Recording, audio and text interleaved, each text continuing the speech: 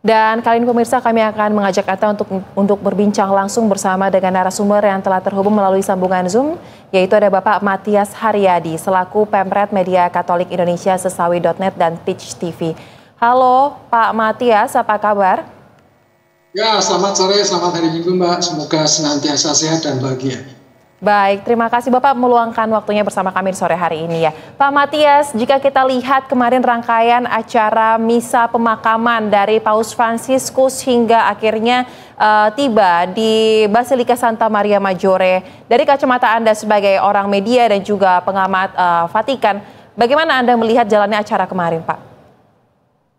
Ya, secara liturgis Katolik tentu saja semua berjalan dengan baik dan lancar. Tidak ada tanda kutip insiden apapun dalam peristiwa itu, dan kita bersyukur kepada seluruh aparat internal Vatikan dan juga mungkin pemerintah Italia yang membantu proses misa requiem dan prosesi pemakaman jenazah Paus Fransiskus di Basilika Santa Maria de Maggiore.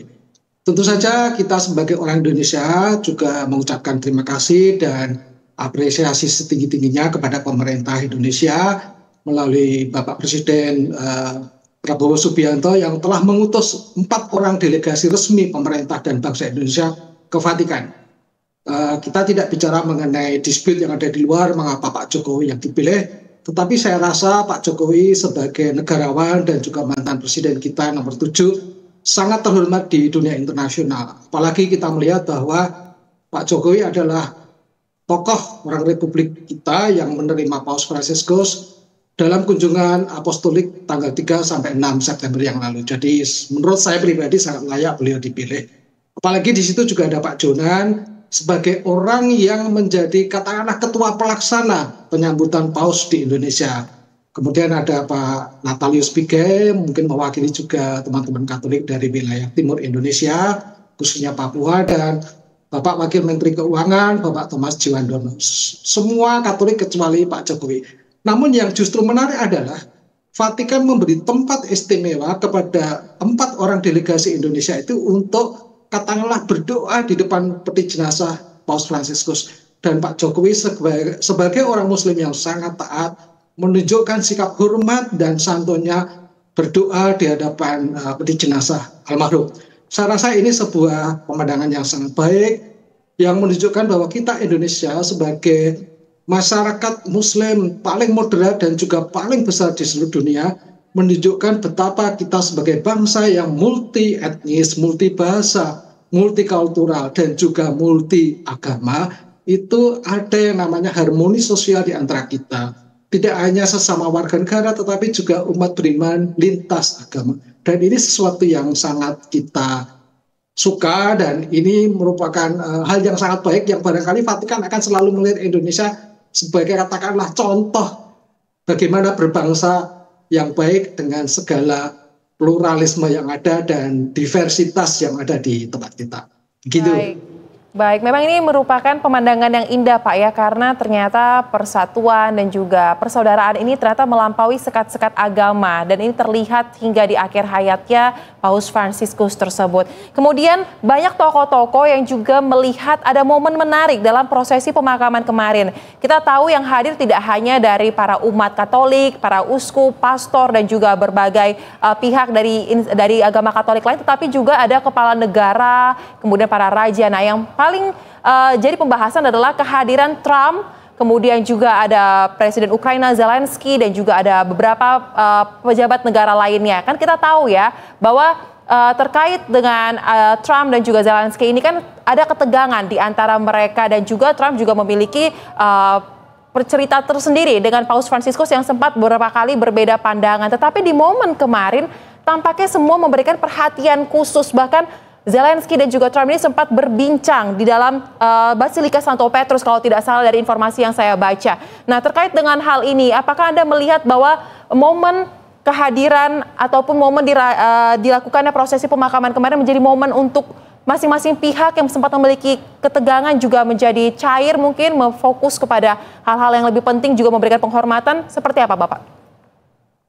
Ya, saya sendiri sebagai orang yang pernah duduk di DES internasional itu sangat menghargai foto yang boleh dikatakan ikonik ya, pertemuan antara Presiden Ukraina Volodymyr Zelensky dengan Presiden Amerika Donald Trump di dalam gedung Basilika Santo Petrus Vatikan.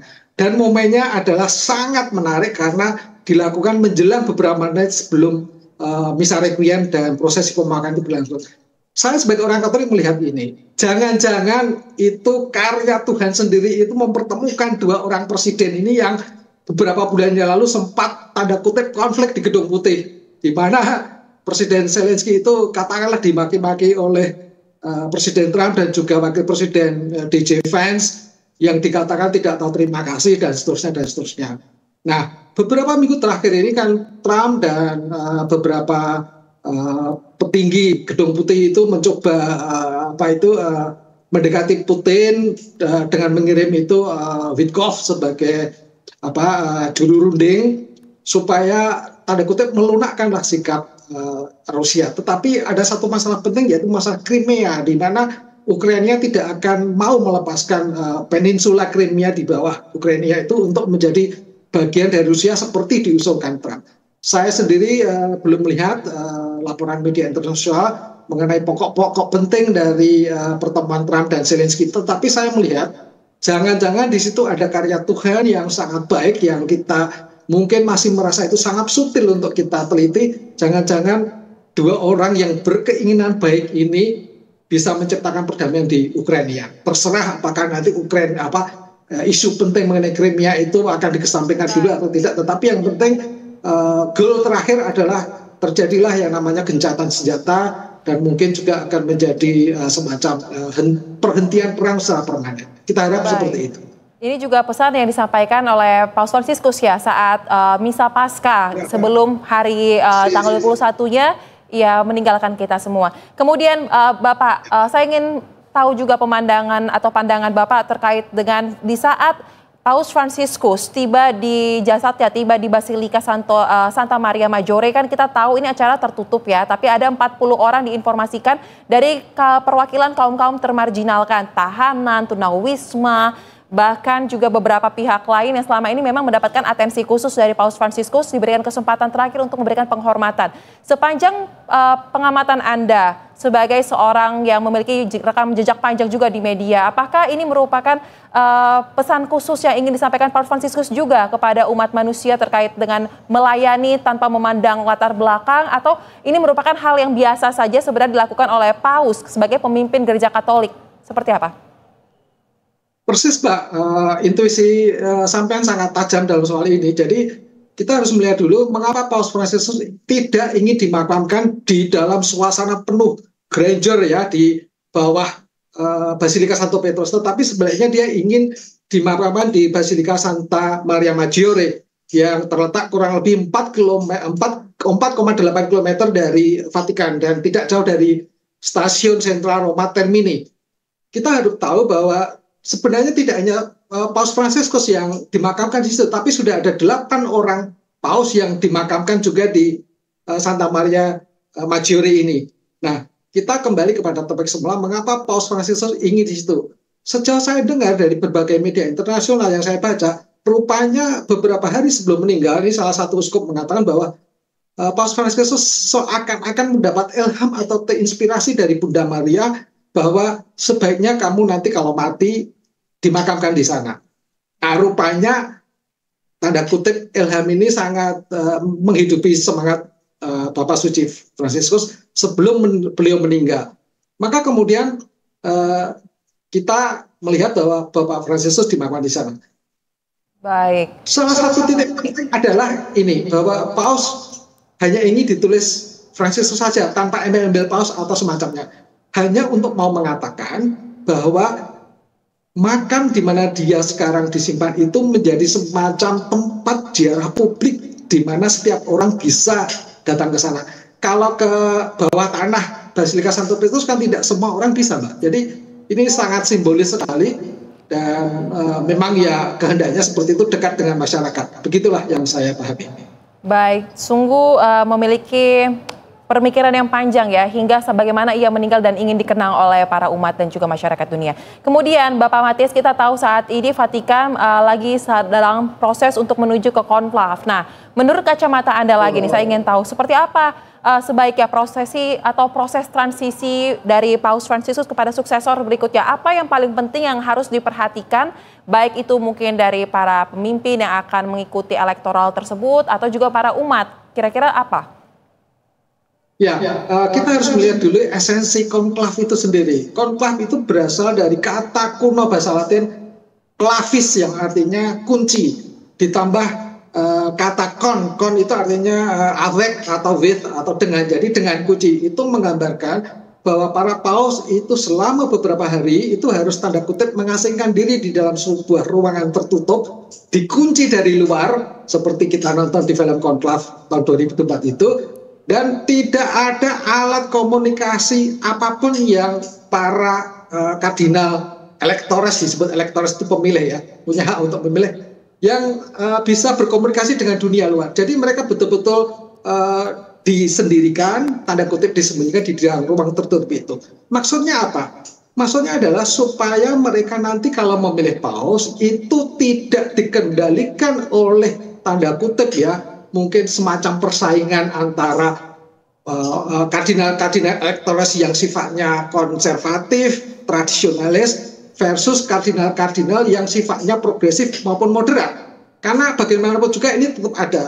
Karena seperti kita tahu Paus Fransiskus itu termasuk sangat progresif, sehingga juga di dalam internal Vatikan sendiri dia banyak mendapat tentangan dari kaum tradisionalis. Ini sangat berbeda antara Paus Fransiskus yang sangat progresif dan moderat dengan sebelumnya Paus Benediktus XVI yang dikenal sebagai, ya ini anekdot yang tidak baik, itu sebagai penjaga otoritas, penjaga rigiditas dari ajaran Katolik, sehingga dia dipandang sebagai konservatif. Itu poin pertama.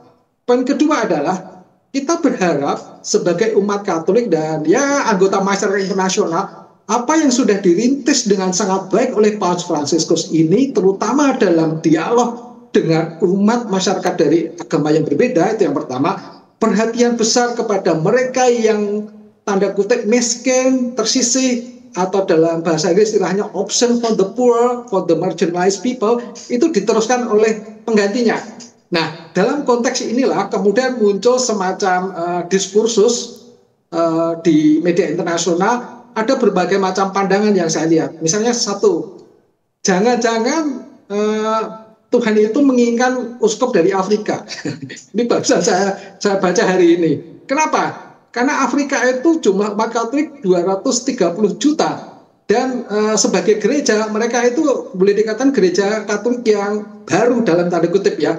Kalau kita kan sudah sedikit agak lama. Dan kita tahun abad 16 itu sudah ada misionaris Santo Fransiskus Xaverius ke sini, sampai ke Maluku. Afrika mungkin 1-2 abad belakangan ini. Tetapi yang menarik adalah umat Katolik Afrika itu kebanyakan orang muda, dan ini sangat berbeda dengan apa yang kita lihat di gereja Katolik Eropa dan Amerika Utara, berbeda dengan Amerika Latin ya, sehingga mereka melihat rasanya sangat cocok kalau kita punya paus dari Afrika, termasuk dari Asia. Nah ini nanti kita lanjutkan.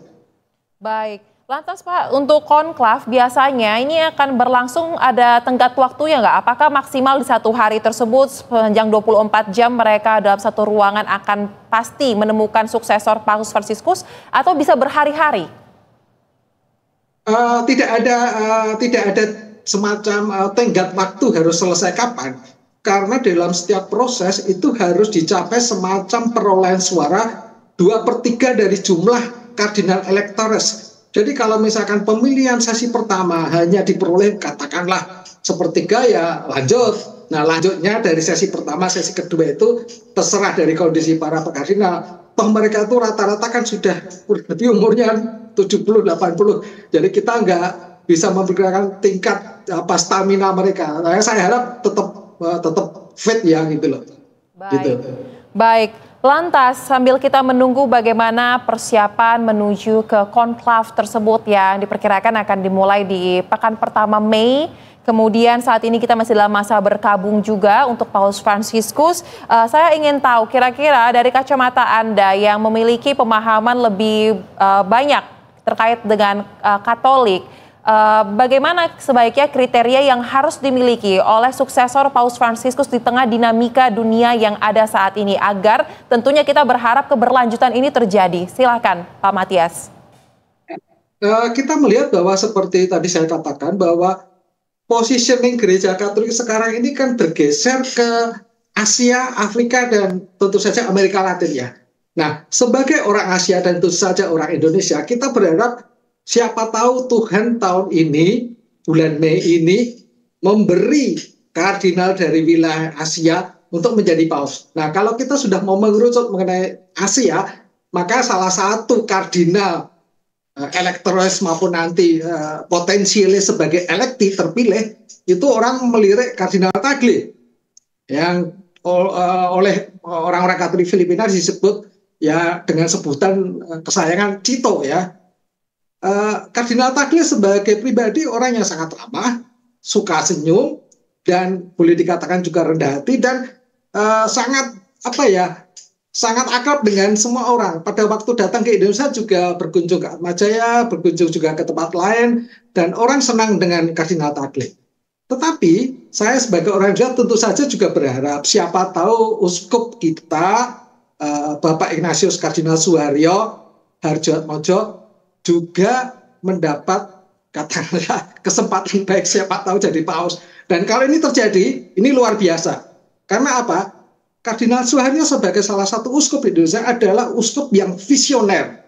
Bagaimana dia membuat Keuskupan Agung Jakarta itu menjadi dikenal di kalangan publik, tidak hanya oleh media Katolik, tapi juga oleh media lintas agama, dan juga seringkali melakukan semacam press conference menjelang Paskah, menjelang Natal, atau pada kesempatan lain. Jadi ini sesuatu hal yang menurut saya baru ya untuk Gereja Katolik Indonesia, dan Monsinyur Bapak Kardinal Suharyo sangat pengen ngerti, pengen supaya visi pastoral beliau yang terumuskan dalam visi pastoral dasar itu, seperti yang kita lihat dalam tema besar kunjungan paus, yaitu faith, fraternity, and compassion, itu semakin dikenal. Karena ini sebenarnya kan diadopsi dari Keuskupan Agung Jakarta, dan KWI ketika Bapak Kardinal masih menjadi ketua KWI mengusulkan ini, kemudian diusulkan kepada Monsinyur Anton sebagai ketua KWI, diterima, dan itu menjadi tema kunjungan paus. Saya rasa ini sangat penting. Jadi saya berharap Kardinal Suharyo bisa menjadi paus, dan itu merupakan berkah luar biasa untuk bangsa dan negara Indonesia. Baik. Sambil kita menantikan terus bagaimana kelanjutan dari persiapan konklav hingga akhirnya paus baru terpilih, tentu saja kita dalam masa berkabung ini mendoakan yang terbaik juga untuk Paus Fransiskus dan semua karya-karya pengabdiannya yang sudah ditinggalkan agar terus menginspirasi kita dalam kehidupan sehari-hari. Terima kasih Bapak Matias Haryadi selaku pemimpin redaksi media Katolik Indonesia, Sesawi.net dan Teach TV telah bergabung bersama kami di Berita Satu Sore. Salam sehat Bapak. Terima kasih. Selamat sore semuanya. Pemirsa, mantan Presiden Joko Widodo yang diutus